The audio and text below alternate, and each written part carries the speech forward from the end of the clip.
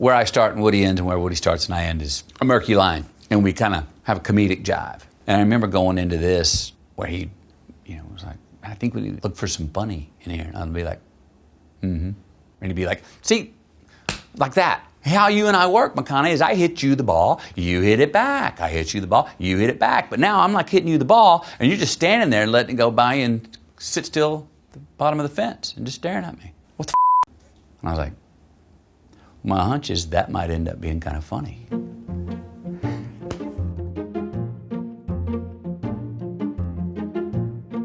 Howdy, I am Matthew McConaughey, and this is a timeline of my career. You gotta do what Randall Pink Floyd wants to do, man. And let me tell you this, the older you do get, the more rules are gonna try to get you to follow. You just gotta keep living, man. L-I-V-I-N. I had a friend at NYU, Seth Robbins Bendler, who I had been sending short stories to and stuff, and he was at film school there. And he was writing back, look, you should go into storytelling. Maybe you should even get in front of the camera, man. You're good looking, you got character, And I was like, I don't know about that part, but this behind the camera part, maybe that. He gave me the confidence to decide that I wanted to do that. Then that led to the confidence to call my dad and tell him I wanted to change my course schedule, which I didn't think was going to go well. That went splendidly well. And my dad told me that night, don't half-ass it if that's what you're going to do.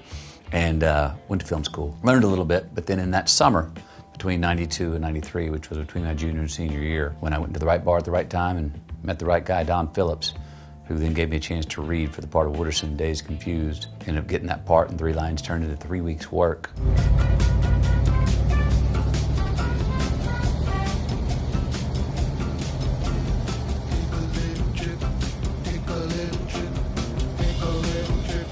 I had about 2 weeks to prep and use my imagination, and it occurred to me that the man who said the launch pad line of "That's what I love about those high school girls, I get older, but stay the same age," was who I thought my brother was, my older brother, who was my hero, when I was 11 and he was 17. And we were going to pick him up at school because his car was broke down for some reason. My mom was looking for him, and we were, where's Pat? Where's Pat? He didn't meet us where he was supposed to meet us.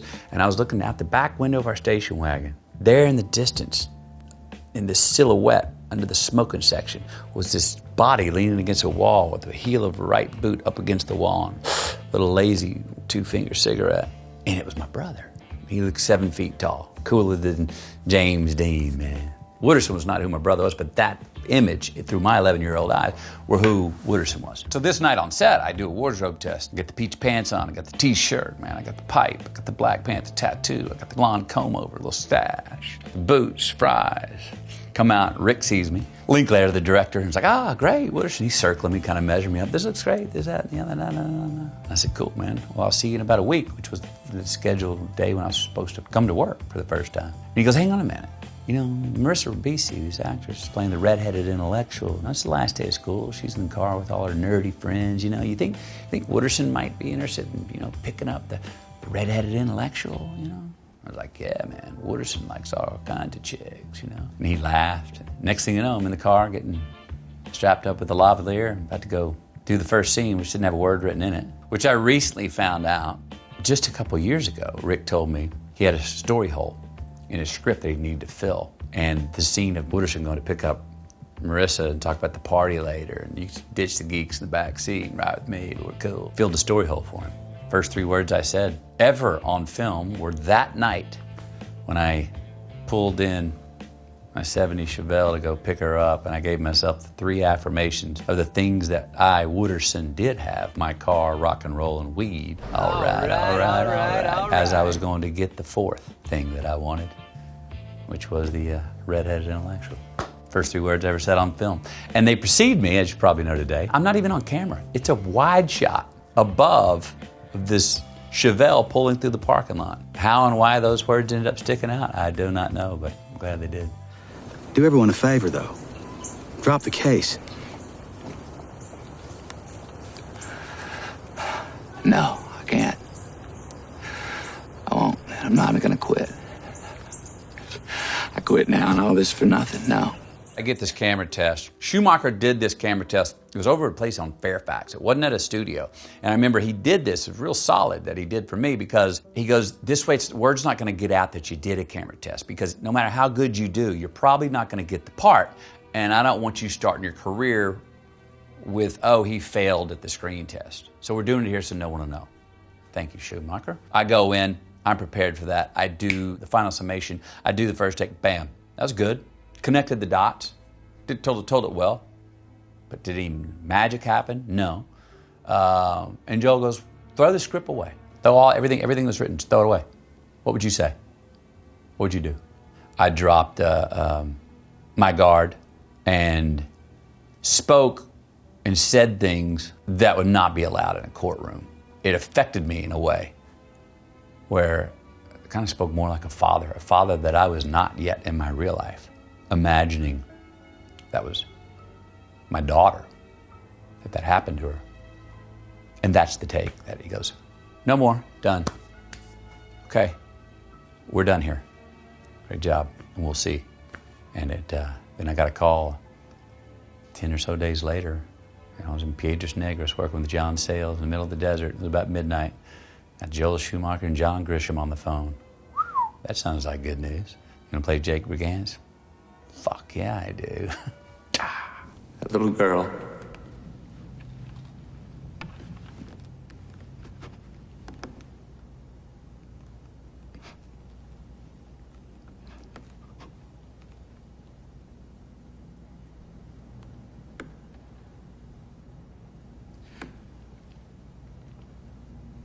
Now imagine she's white. You don't necessarily want to mark certain scenes that you think are special, but you know, reading that script, that has to work. That final summation has to work for that story to work.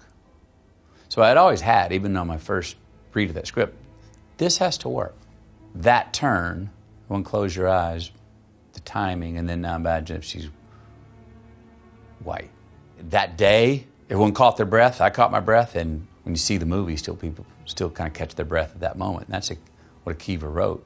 That was the first scene we shot after lunch. Came back in, and I was ready for it.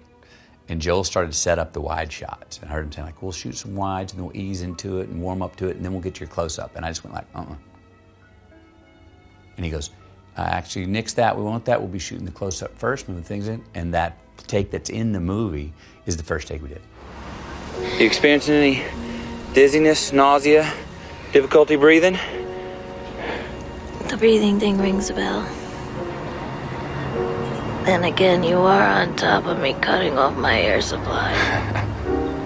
Your mental clarity is excellent. That's good. Rom-coms are creatively fulfilling, just in a different way. They fill a different category. They're built to be buoyant. You have a ceiling and a basement on like how mad or how much you can love or how happy you can get, and a basement on how mad you can get. They're compact on purpose. Boy meets girl, get along. One dupes the other one. They run. She runs away, but chases the girl in. We're out. We know that's going to happen in all of those somehow. But can we enjoy it? Can we enjoy that happening in different ways? And that's what a good, successful rom-com does. And I was fortunate to be a part of a few. I really enjoyed making those. Never have I poo-pawed the romantic comedies. But what I was needing and looking for at that time in my life, while I had just met the woman that I love, while she was now pregnant with our first child, which any father or parent knows how vital your life becomes at that time, I was saying, I'm glad my life feels more vital than my work, but boy, I'd like to find some work that is at least challenging the vitality of my real life. I was not getting that from the rom-coms. I felt like I could do them tomorrow. You can give me a script today, I can do this tomorrow. Nothing wrong with that. But I was wanting to be scared, shaking my boots, something like, whoa, I don't know what I'm gonna do with this role, but I can't wait to find out. That was in dramas. Those were not being offered to me. Hollywood said, McConaughey, stay in your lane. You're making great money in the rom-coms. We're making great money in the rom-coms. Everybody's happy. Why are you starting to tilt the boat here? Even my brothers were like, what's your major malfunction, Matthew? When I said, I'm not doing them anymore. It became very clear to me that if I couldn't do what I wanted to do, I needed to stop what I was doing.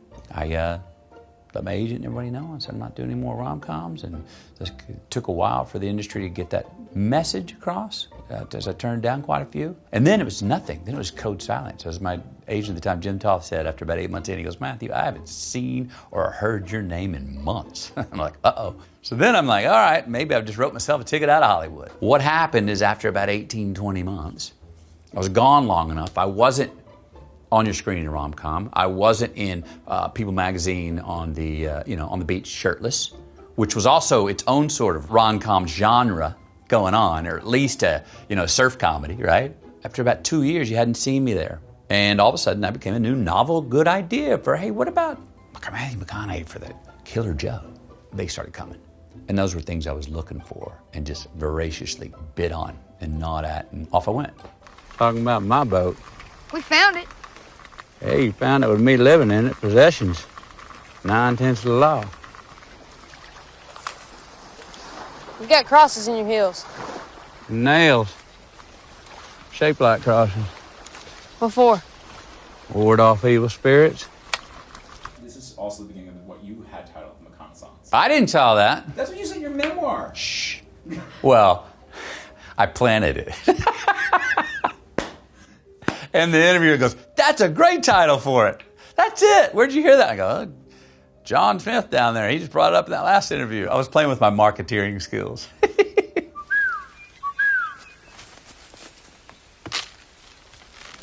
What are you doing? Trying to never sleep in the same spot twice. What you got there? Brought you some food. Here, take it. Oh, I owe you boys. I was going to try running a trot line this afternoon. See where that got me. It wasn't about trying to break away from anyone's thought. It was about, this is what I want to do. I know who this man is. I understand this predicament. This is real drama. And a real drama allows you, when I was talking about rom-coms having a ceiling and a basement, real drama is about there is no ceiling, there is no basement. How do you feel about it? Laugh as loud as you want, hate as much as you want, love as hard as you can love. Let me see you. That's what a drama allows. There's nothing to compress. It was a wonderful character, a real romantic. It was a beautiful love story. Aristocrat of the heart, Mud was. I need to get this letter to Juniper. Can you take it to her for me? Yeah. All right, now listen up. You gotta be careful, all right? You can't just walk up and knock on her door, you hear me? You gotta watch yourself. I can handle it. I knew that place and that world and that relationship with him and the boys and the boat in a tree, the magic reality of it all. I was like, what beautiful story to be a part of. I never had in my mind, this is going to make everyone think differently of me. I never thought that. Even when I first started with the Killer Joe and the Lincoln Lawyer and all, I never was doing an anti. I was never revenge. I was never like, watch this. I was like, no, this is what I want to do. And then I was very affirmative with going forward there. I was doing it for me. They ended up being creative enough or successful enough that even something like Killer Joe popped its head above the indie waterline and was like, there's something interesting here. Well, you hate the movie, love the movie. It was like it got a little bit of notoriety about it. It went for it. whatever it went for. And so I was a part of movies that were taking big swings. And some of them were landing to a certain extent. And my roles were landing to a certain extent. So that happened as a circumstance of me doing what I wanted to do. That all of a sudden it was like, okay, you flipped the script. Definitely not just rom-com guy anymore, McConaughey. Look around. You tease. You seduce. Clock eyes, but don't lock in on any of them. You gotta believe that you are inside every single one of them. When the time's right, you'll know it. Boom! Stick it. It's great. He sold me on it. One, the fact that he called and I wanted to work with him, I was really excited that he called. And then I remember I said, Stephen, I said, I remember the script, this sounds great, but can you give me one line that I can just hang up this phone call and just have in my mind so it can kind of float around in my mind until I get the script. He paused. He goes, well, this character, Dallas, man, he's pretty connected to the UFOs, man. And I just started laughing, and that was in the phone call. Now, what a great thing to tell an actor for first line, because talk about no roof, talk about no ceiling with imagination. My imagination took off sprinting up and out. There's no conservation off of that line. Like, oh, okay, let's open the aperture. for whatever's to come. And so the imagination went wild, and then it all seemed to sort of laid right into the script and who this sort of very capitalist leader of this dance club was.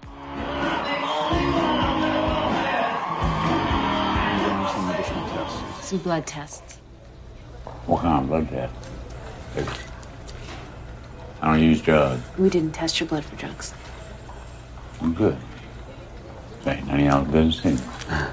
That's right.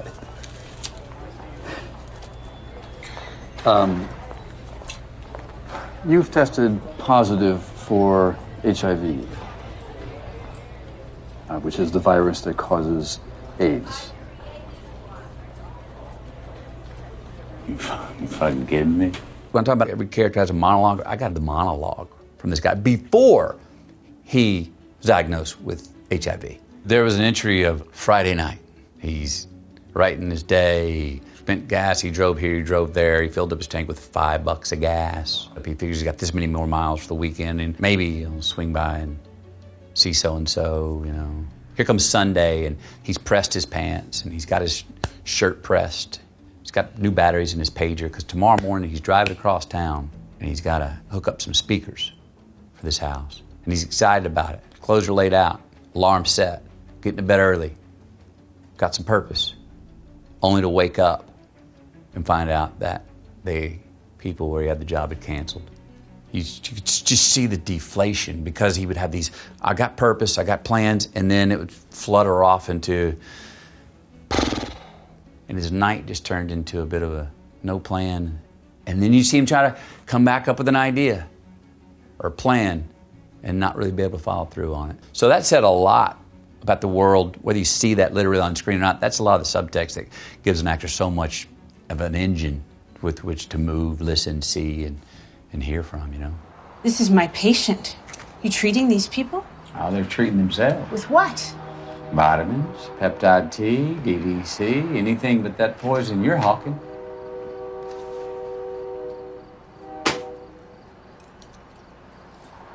So you ever wear any color? Seems like every time I see you, all I see is white. You got white coat, white shoes, white Tell office. Rayon I was looking for him, and I am telling my patients to stay away from here. Ron's hungry. Remember, Ron's got the greatest obstacle in the world that he's fighting to overcome, and that's death. And boy, when you can find a character that's what they need, the need to survive is paramount, because the highest obstacle in their face every day is death, is at their doorstep. We'll talk about drama, where there's no ceiling about how hard you'll fight or how much you'll hate or how much you're willing to live for. That's that personal to everybody. So drama, you really do get to bring yourself to a character more than in other genres. He's a coyote. He wasn't a wolf. He was a coyote, man. And coyotes will, they get trapped, they'll gnaw their own leg off to get out of the trap. That's how hungry he was to survive, to beat this thing, and also kind of became a successful businessman in it. Stay at the end of the bed. $10 minimum. Be my guest. All right, Miss Man, what you got? Full house. Jacks over threes.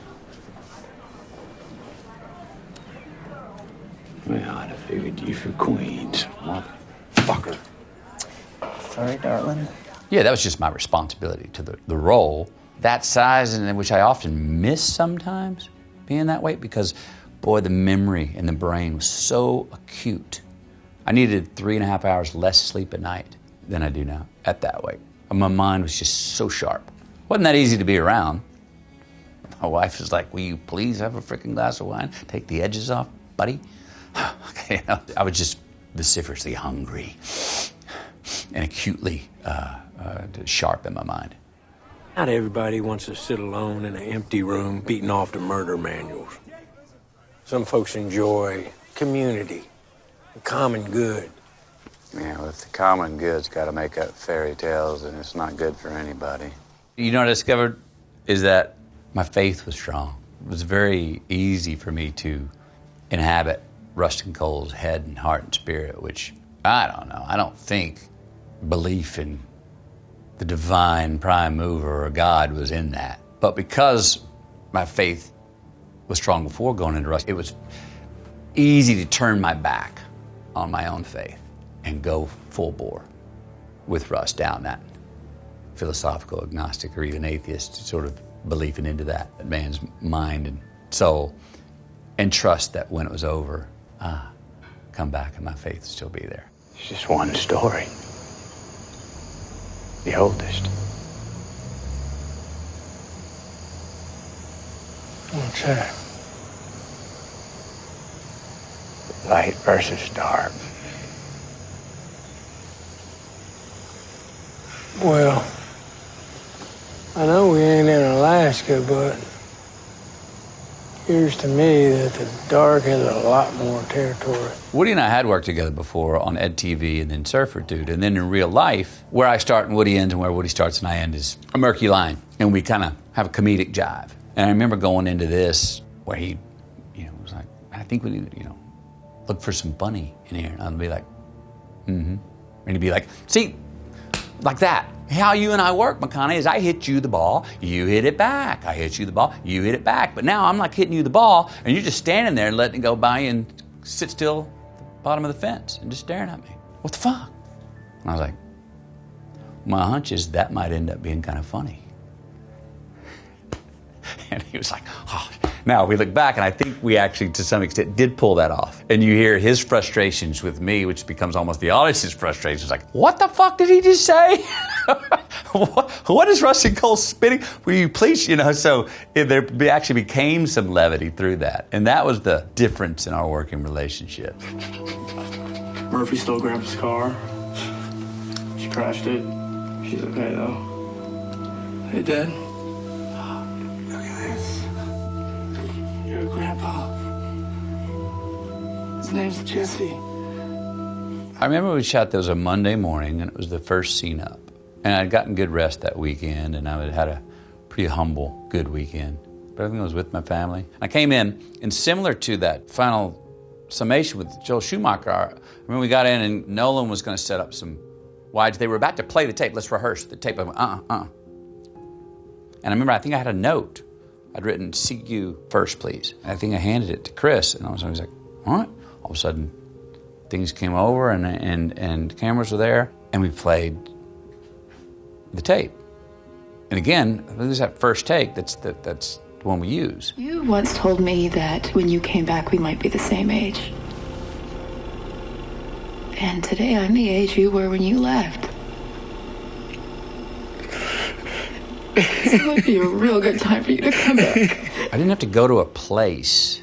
I did think about, and I did try to understand, what if today you went to work and you were gone for 10 years? And when, Casey Affleck and Chastain come on, I was older, and the way the gap, the dread of having to miss that in my own life with my own kids, I just reacted. Which is what I've learned I like to do if there's scenes like that. Because I've consistently tried to, let's just do that first take. Because everything after take one is acting, for real. We can improve, as actors, we can improve stuff in take two. I can't do, but everything after take one, if you're fully relaxed and just reacting, everything after take one is acting. I didn't want to know what was coming. And I want to just, that's all about relaxing then. And that's just me relaxing, and then what happens happened. There are 23 kids who are stranded. Is there anybody in the area that can pick them up? Is there anybody that can go and pick these kids up?